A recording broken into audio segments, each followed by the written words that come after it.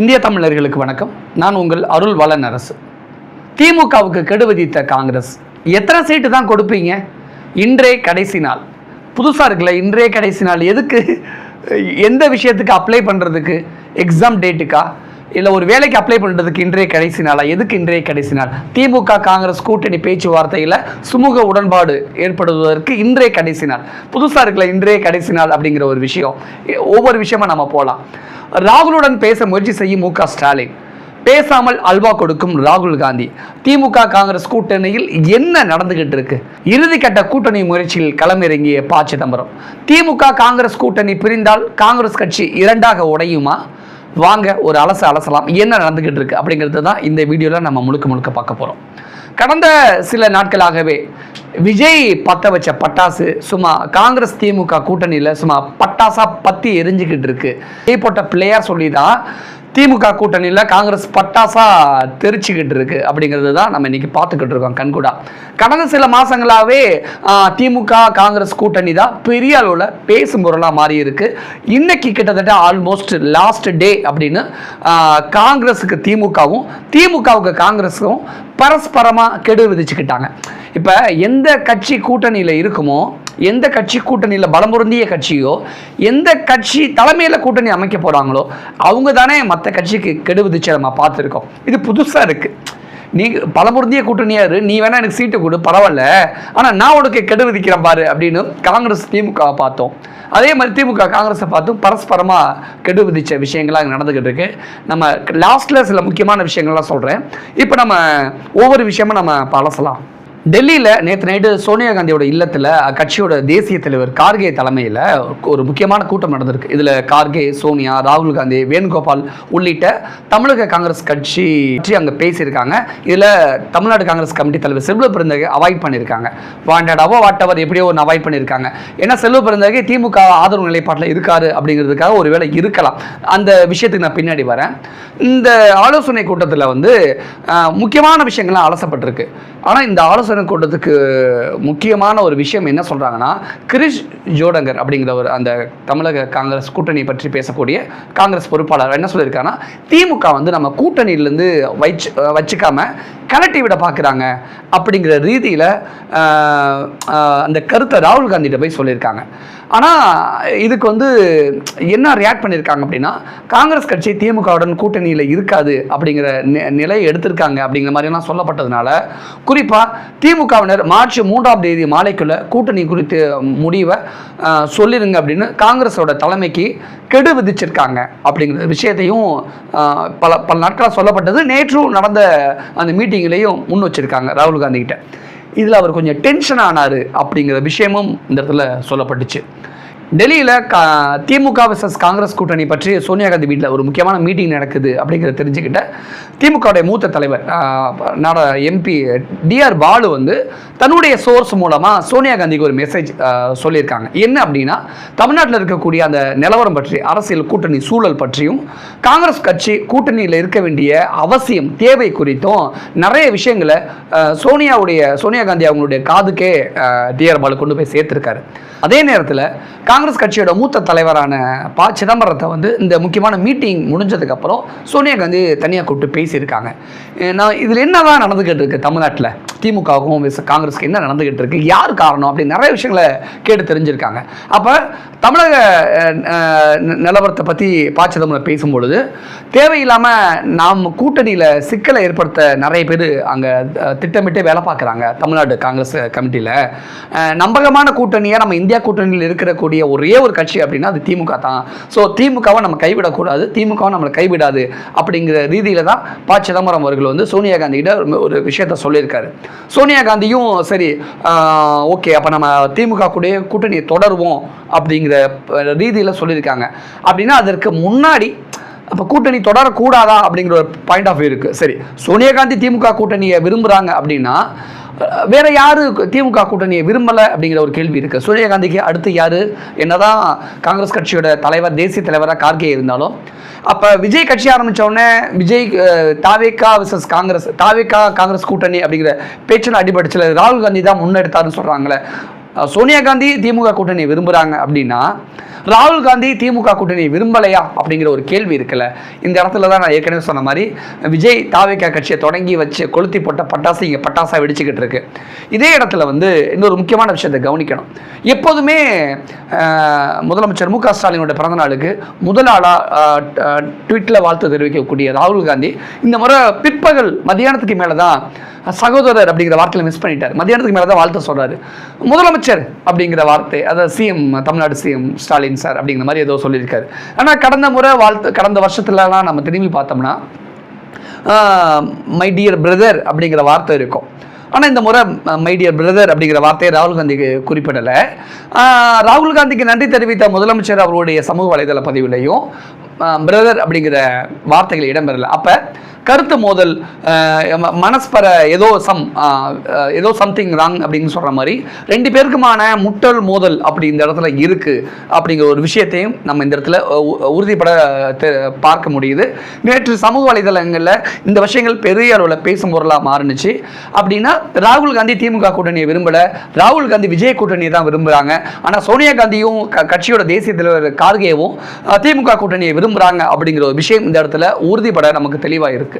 அதே நேரத்தில் திமுக காங்கிரஸ் கூட்டணியில் நிலவி வந்த இந்த பிரச்சனைக்கு சுமூக முடிவை எட்டும் விதமாக சோனியா காந்தி அவர்கள் ராகுல் காந்தி இல்லாமல் ப. சிதம்பரத்துக்கிட்ட நான் ஒரு மெசேஜ் சொல்கிறேன், அதை முதலமைச்சர் மு க ஸ்டாலின் கொண்டு போய் சேர்த்துடுங்க அப்படிங்கிற ஒரு விஷயத்தையும் சொல்லி அமைச்சிருக்காங்க. அப்படின்னா திமுக காங்கிரஸ் கூட்டணியும் உறுதியாகிருச்சா அப்படிங்கிற ஒரு கேள்வி இருக்குது. அதன் அடிப்படையில் தான் நேற்று நைட்டு வரைக்கும் டெல்லியில் இருந்த ப. சிதம்பரம் இன்னைக்கு அதிகாலையில் தமிழ்நாட்டுக்கு கிளம்பி கிட்டத்தட்ட முதலமைச்சர் மு க ஸ்டாலினை சந்தித்து 1 மணி நேரத்துக்கு மேலே இந்த சந்திப்பு நடந்திருக்கு. இந்த சந்திப்புக்கு கொஞ்சம் முன்னாடி தமிழ்நாடு காங்கிரஸ் கமிட்டி தலைவர் செல்வ பிறந்தையோட ப. சிதம்பரம் ஃபர்ஸ்ட் ஒரு ஆலோசனை நடத்திருக்காங்க. அதன் பிறகு தான் முதலமைச்சர் மு க ஸ்டாலினோட ப. சிதம்பரம் சந்திப்பு நடந்திருக்கு. இந்த சந்திப்பின் போது டி.ஆர். பாலு, கனிமொழி இவங்கெல்லாம் கூட இருந்திருக்காங்க. இந்த என்ன நடந்திருக்கு இந்த கூட்டணியில் அப்படின்னா, ஃபர்ஸ்ட் 41 இடங்கள் 2 ராஜ்யசபா சீட்டு, பார்லிமெண்ட்டில் 2 எம்பி சீட்டு கேட்டிருக்காங்க. 41 சீட்டு கேட்டிருக்காங்க. அதாவது கடந்த அதிமுக ஆட்சியில் தேமுதிக விஜயகாந்த் அவர்களுக்கு ஜெயலலிதா அவர்கள் கொடுத்த அந்த எண்ணிக்கையை இந்த கூட்டணியில், இந்த இந்தியா கூட்டணியில் காங்கிரஸ் திமுகவுக்கு டிமாண்ட் வைக்கிறாங்க. முடியவே முடியாது அப்படின்னு மறுத்துட்டாங்க. ஆனால் இதற்கு 2-3 மாதத்துக்கு முன்னாடியே காங்கிரஸ் கட்சி 5 பேர் கொண்ட குழு அமைச்சிருந்தாங்க. திமுக கூட தொகுதி பங்கீடு தொடர்பாக பேச்சுவார்த்தை நடத்துவதற்கு 3 மாதத்துக்கு முன்னாடியே அமைச்சிருந்தாங்க.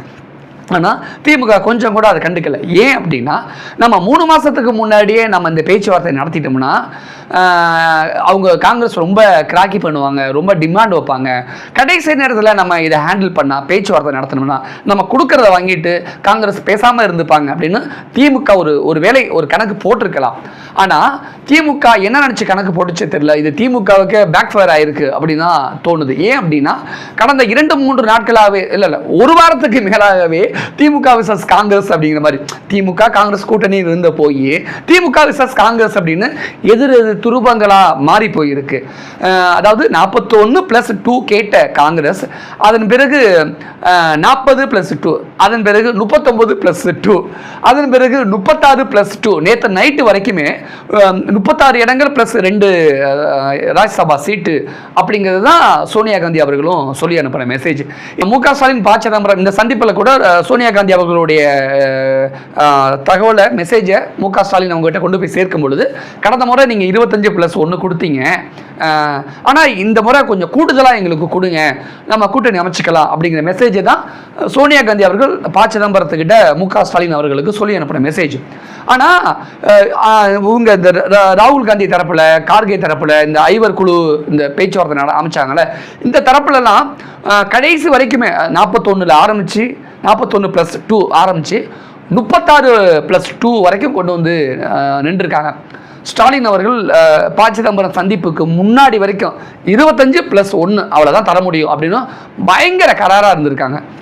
இந்த கராரில் தான் வேணுகோபால் அவங்களும் சரி, ஜோடங்கரும் சரி, ரொம்ப அதிருப்தியில் அடைஞ்சாங்க, அதிருப்தியில் இருந்தாங்க அப்படின்னாங்க. ஏன் அப்படின்னா, இதுக்கு முன்னாடி ஜோடங்கர் பேசின பேச்சு திமுக கூட்டணியை பற்றி, இது காங்கிரஸ் கையில் இருக்கக்கூடிய முக்கியமான திருச்சி வேலுச்சாமியாக இருக்கட்டும், அதே மாதிரி இன்னும் சில முக்கியமான தலைவர்கள்லாம் பேசின பேச்செல்லாம் கொஞ்சம் கூட திமுகவுக்கு உடன்பாடு இல்லை. அந்த கோபத்தை எல்லாம் இந்த தொகுதி பங்கீடில் திமுக சும்மா காங்கிரஸை வச்சு செஞ்சுருக்காங்க அப்படின்னு தான் சொல்ல தோணுது. ஒரு வழியாக சோனியா காந்தியோடைய உத்தரவுக்கு என்னங்க, சோனியா காந்தி சொல்லி அனுப்பின மெசேஜின் படி இந்த மு.க. ஸ்டாலின் ப. சிதம்பரம் சந்திப்பு நடந்தது இல்லையா, இந்த சந்திப்பில் கூட ரொம்ப எப்படின்னா ரொம்ப கராரா, சரி நீங்கள் இவ்வளோ தூரம் இறங்கி வந்திருக்கீங்க, சார் நாங்களும் கொஞ்சம் இறங்கி போகிறோம் அப்படின்ட்டு முதலமைச்சர் மு.க. ஸ்டாலின் என்ன பண்ணியிருக்காரு, 29+2 அப்படின்னு இருக்காங்க. ஆனால் இப்போ தகவல் என்ன சொல்கிறாங்கன்னா, இல்லை 29+2 இல்லை, 28+2 மொத்தம் 30, 28 நீங்கள் சட்டமன்றத்தில் நின்றுக்கங்க, நாங்கள் 2 MP சீட்டு உங்களுக்கு தரோம் அப்படிங்கிற மாதிரி சொல்லப்படுது. ஆனால் இன்னொரு தகவல் அதே இன்னொரு சோர்ஸ் நமக்கு என்ன சொல்கிறாங்க அப்படின்னா, 29+1 அப்படிங்கிறாங்க. ஒன்றுனா ராஜ்யசபா சீட்டு 1 தான் தர முடியும் அப்படின்னா, ஏன் நாங்கள் MP ஆகக்கூடாது அப்படின்னு திமுக ஆட்களே இந்த பிரச்சனைகள் போய்கிட்டு இருக்கு. இந்த இடத்துல என்ன நம்ம நல்லா புரிஞ்சுக்க முடியும் அப்படின்னா, இவ்வளோ இழுபறிகளுக்கு மத்தியில் இந்த கூட்டணி அமைந்தால் தொகுதி பங்கீடுலாம் சுமூகமாக ஆகி கூட்டணி அமைஞ்சிச்சுன்னா களத்தில் இறங்கி திமுக காங்கிரஸுக்காக வேலை பார்க்கணும்னு நீங்கள் நினைக்கிறீங்க, இல்லை காங்கிரஸுக்காக திமுகவுக்கு காங்கிரஸ் வேலை பார்க்கணும்னு நீங்கள் நினைக்கிறீங்க? கண்டிப்பாக காங்கிரஸ் போட்டியிடக்கூடிய தொகுதிகளில் திமுக கண்டிப்பாக வேலை பார்க்காது. அதே நேரத்தில் தான் திமுக போட்டியிடக்கூடிய தொகுதியில் காங்கிரஸ் வேலை பார்க்காது. அப்போ ஆட்டோமேட்டிக்காக காங்கிரஸ் எங்கெங்கெல்லாம் போட்டியிடுதோ அந்த இடத்துலலாம் ஆட்டோமேட்டிக்காக தோல்வியை தழுவுவதற்கான எல்லா விதமான சாத்தியக்கூறுகளும், எல்லா விதமான மன கசப்புகளும் இந்த கூட்டணி, இந்த இழுபறி, இந்த பேச்சுவார்த்தையில் உருவாகி இருக்கு அப்படிங்கிறது தான் கள நிலவரம், அப்படிங்கிறது தான் யதார்த்தம், அப்படிங்கிறது தான் நிஜம். இந்த இடத்துல தேர்தல் அப்படின்னு வந்தால் திமுக களத்தில் இறங்கி வேலை பார்க்கும், ஆனால் காங்கிரஸ் களத்தில் இறங்கி வேலை பார்க்குமா? காங்கிரஸ் பூத்தில் நிற்கவே ஆள் இல்லை அப்படிங்கிற கடுமையான குற்றச்சாட்டு விமர்சனமும் இருக்குது. ஒரு தொகுதிக்கு காங்கிரஸ் அதிகபட்சமாக ஒரு 5000 ஓட்டு, அதிகபட்சம் ஒரு 3000 ஓட்டு, காங்கிரஸ் ஓட்டு எல்லாமே above 40, above 50 தானே இருக்கிறாங்க. 50 வயசுக்கு மேலே தானே இருக்கிறாங்க, யங்ஸ்டர்ஸே இல்லையே அப்படிங்கிற ஒரு கருத்து இருக்குது. ஆனால் திமுகனால காங்கிரஸ்க்கு பலமா, காங்கிரஸ்னால திமுகவுக்கு பலமா அப்படிங்கிற ஒரு கேள்வி நீங்கள் பார்த்தீங்கன்னா, ஒரு குவாலிட்டி ஆஃப் ஓட்டு அப்படின்னு ஒன்று இருக்குல்ல. இப்போ நீங்கள் அதிமுக கூட்டணியில் பிஜேபி எந்த அளவுக்கு ஒரு பலம் பொருந்தி ஒரு கட்சியாக இருக்குது அப்படிங்கிற அளவுக்கு, பிஜேபிக்கு டஃப் கொடுக்குற அளவுக்கு நீங்கள் திமுக கூட்டணியில் காங்கிரஸை நீங்கள் பொருத்தி பார்க்க முடியும். அதிமுக கூட்டணியில் பிஜேபி இந்த இடத்துல வைக்கிறீங்கன்னா, திமுக கூட்டணியில் அதுக்கு சரிக்கு சமமாக நீங்கள் காங்கிரஸை நீங்கள் வச்சு பார்க்கணும். அப்போ ஒரு தேசிய கட்சியோட ஆதரவும் அறிவுறுத்தலும் ஒரு வழிகாட்டுதலும் திமுகவுக்கு தேவை அப்படிங்கிறத உணர்ந்து தான் இவ்வளோ தூரம் அந்த கூட்டணி இழுக்குது. இந்த எலெக்ஷனை பொறுத்த வரைக்கும் காங்கிரஸ் இல்லாமையே திமுக ஜெயிச்சிட முடியும். ஆனால் ஒரு வகையில் கடந்த தேர்தலில் வெறும் 3% வித்தியாசத்தில் தான் திமுக ஜெயிச்சது. கிட்டத்தட்ட 3% வித்தியாசத்தில் தான் அதிமுக தோல்வியை சந்திச்சுது. ஒருவேளை அந்த 3%லேருந்து 5% ஓட்டு தான் சட்டமன்றத்தில் காங்கிரஸுக்கு இருக்குது நீங்கள் கணக்கு வச்சுக்கிட்டிங்கன்னா, ஆட்டோமேட்டிக்காக அதிமுக ஜெயிச்சிடும். இந்த இடத்துல தான் திமுக பயப்படுது. இந்த இடத்துல தான் மு.க. ஸ்டாலின் பயங்கர நிதானமாக ரொம்ப பொறுமையாக கையாளுறாரு அப்படிங்கிற விஷயத்தையும் நம்மளால் புரிஞ்சு கொள்ள முடியுது. ஆனால் ஏற்கனவே நான் சொன்ன மாதிரி இவ்வளோ இழுபறிகளுக்கு மத்தியில், இவ்வளோ மனக்கசப்புகளுக்கு மத்தியில் திமுக காங்கிரஸ் கூட்டணி தொடர்ந்தால் ஜெயிக்க முடியுமா? ஏன்னா ஒருத்தருக்கு ஒருத்தர் சப்போர்ட் பண்ணுவாங்களா, ஒருத்தருக்கு ஒருத்தர் போய் ஓட்டு கேட்பாங்களா, ஒருத்தருக்கு ஒருத்தர் களத்தில் இறங்கி வேலை செய்வாங்களா அப்படிங்கிறது ரொம்ப முக்கியமான விஷயம். இப்போ நீங்கள் எப்படி அடம்பிடிச்சு காங்கிரஸ் 30 தொகுதியை கேட்டு வாங்கினுச்சுன்னு வச்சுக்கோங்களேன், ஒரு தொகுதியில் ஜெயிக்குமா காங்கிரஸ் திமுக கூட்டணியில் அப்படிங்கிற கேள்வி ரொம்ப மிக முக்கியமான கேள்வியாக இந்த இடத்துல வந்து நிற்கிது. அப்போ திமுகவால் கூட்டணியில் காங்கிரஸ் கட்சியே இருந்தாலும் காங்கிரஸோடைய வெற்றி உறுதியாகாது அப்படிங்கிற விஷயத்துக்கு ஆல்மோஸ்ட் நம்ம போயிடலாம். அதே தான் காங்கிரஸ் பலமாக இருக்கக்கூடிய தொகுதிகளை திமுக ஆட்டோமேட்டிக்காக ஜெயிச்சிடும், ஏன்னா அவங்க வேலை பார்க்க மாட்டாங்க அப்படிங்கிற ஒரு விஷயமும் நம்ம போயிடலாம். ரைட்டு. இந்த சட்டமன்ற தேர்தலில்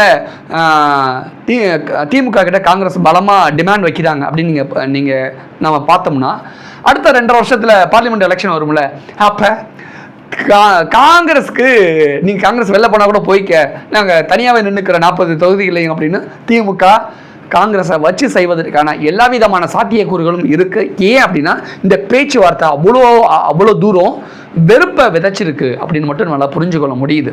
ப. சிதம்பரம் ராகுல் காந்தி சந்திப்பு நடந்த அதே சூழலுக்கு மத்தியில் தான், அதே நேரத்தில் தான் ராகுல் காந்தி வந்து காங்கிரஸ் பொதுச்செயலாளர் கே.சி. வேணுகோபால், தமிழ்நாடு மாநில பொறுப்பாளராக இருக்கக்கூடிய செல்வ பெருந்தகை உள்ளிட்ட சில முக்கியமானவங்க கிட்ட காணொலி காட்சி மூலமாக ஆலோசனை நடத்தியிருக்காரு. இந்த ப. சிதம்பரம் மு.க. ஸ்டாலினுடைய சந்திப்பில் இந்த ஒரு விஷயம் சொல்லுவாங்களே, ஆப்ரேஷன் சக்ஸஸ் பட் பேஷன் டெத்துமாங்கல், அந்த மாதிரி பேச்சுவார்த்தை சுமூகம் தான், ஆனால் எந்த ஒரு இறுதி முடிவும் எட்டப்படலை. இந்த சந்திப்புக்கு அதே தருணத்தில் தான் இந்த ராகுல் காந்தியும் மீட்டிங் நடத்தியிருக்காங்க. அப்படின்னா அப்போ ராகுல் காந்தி வேறு ஒரு அழுத்தம் மு.க. ஸ்டாலினுக்கு கொடுத்துருக்காரா அப்படிங்கிற ஒரு கேள்வியும் இந்த இடத்துல இருக்குது. இதில் ஒரு முக்கியமான பேச்சுவார்த்தையும் சொல்லப்படுது. என்ன சொல்லப்படுது அப்படின்னா, நேற்று நைட்டு நடந்த பேச்சுவார்த்தையில் செல்வ பெருந்தகை கூப்பிடல, அப்போ தமிழ்நாடு காங்கிரஸ் கமிட்டி தலைவராக செல்வ பெருந்தகை மாற்றப்பட போகிறாரா அப்படிங்கிற விஷயமும் அந்த நேரத்தில் ரொம்ப இருக்கு. செல்வ பெருந்தகை ஒருவேளை மாற்றப்பட்டால் அவருக்கு பதிலாக செல்வகுமார் அப்படிங்கிறவர் ஒருவேளை காங்கிரஸ் கட்சியோட புதிய தலைவராக தமிழ்நாட்டுக்கு நியமிக்கப்படலாம் அப்படிங்கிற விஷயமும் சொல்லப்படுது. காங்கிரஸ் இல்லாமல் திமுகவுக்கு வெற்றி வாய்ப்பு இல்லை அப்படிங்கிற விஷயமும் இந்த இடத்துல பேசக்கூடிய ஒரு முக்கியமான விஷயமா இருக்கு. அதாவது எல்லா அரசியல் விமர்சகர்களும் காங்கிரஸ் இல்லாமல் திமுகனால இந்த தேர்தலில் ஜெயிக்க முடியாது அப்படிங்கிற விஷயத்தையும் சொல்லியிருக்காங்க. எது எப்படியோ ப. சிதம்பரம் களத்தில் இறங்கியிருக்காரு. ப. சிதம்பரம் களத்தில் இறங்கினா அது சக்ஸஸ் அப்படின்னு தான் சொல்லப்படுது. ஆனால் ஏற்கனவே சொன்ன மாதிரி தான் பேச்சுவார்த்தை சுமூகம், ஆனால் உடன்பாடு இல்லாமல், முடிவு இல்லாமல் அப்படி இழுத்துக்கிட்டே போகுது அப்படிங்கிற விஷயத்தையும் இருக்குது. இந்த மு.க. ஸ்டாலினோட சந்திப்புக்கு பிறகு ப. சிதம்பரம் வந்து செய்தியாளர்களை சந்திக்கலை. ஏன்னா எந்த ஒரு கூட்டணி பேச்சுவார்த்தை நடந்தாலும் வெளியில் வந்துட்டு செய்தியாளர்களை சந்தித்து ஒரு விஷயத்த சொல்லுவாங்க, நான் இதை பேசுகிறோம், அவங்க இதை பேசுனாங்க அப்படின்னு சொல்லுவாங்க. இதில் ப. சிதம்பரம் செய்தியாளர்களை சந்திக்கலை அப்படின்னா அப்போ ப. சிதம்பரத்துக்கே இந்த பேச்சுவார்த்தையில் உடன்பாடு இல்லையா?